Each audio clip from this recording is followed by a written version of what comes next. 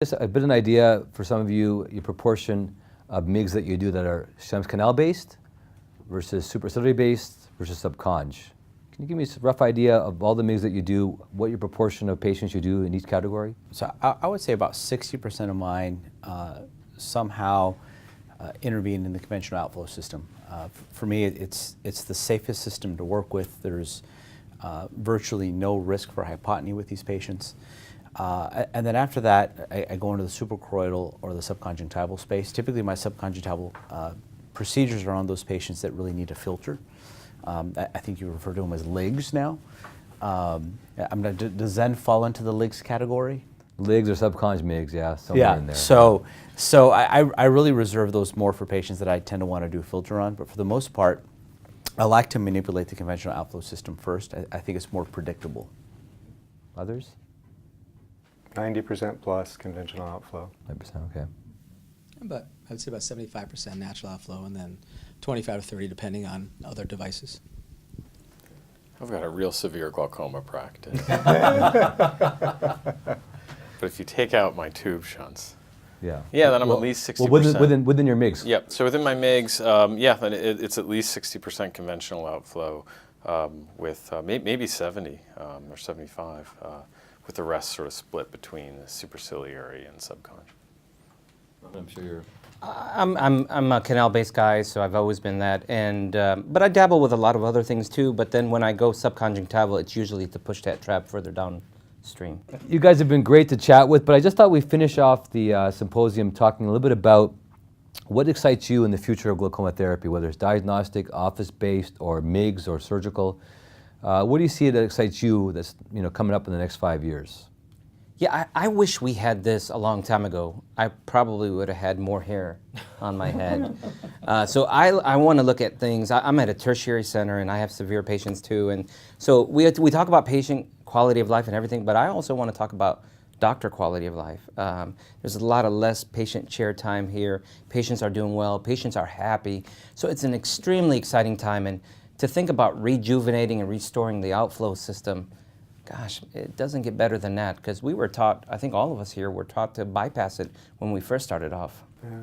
I love the idea that we're getting to a point where we can talk about doing multiple, less risky procedures together or in short stepwise approach to potentially achieve the same outcome as trabeculectomy or glaucoma drainage devices, but with far less risk.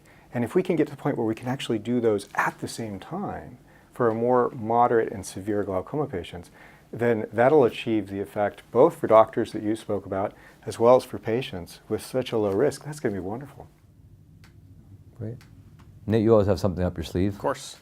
Well, I look at myself, 10 years ago, using SLT only for severe glaucoma, and now it's my primary therapy of choice. I'm hoping in the next 10 years, or maybe even in fewer years, I can make that same kind of transition to bringing standalone canal-based procedures into my mindset and into my practice. And I think that in order to make this reflexive and be more proactive, we do have to change our attitudes and our thoughts. We need to get consensus. And it takes a little bit of time to adjust to it, but I think conceptually I'm there, and I look forward to turning that dream or the current acknowledgement of that into practice. Great.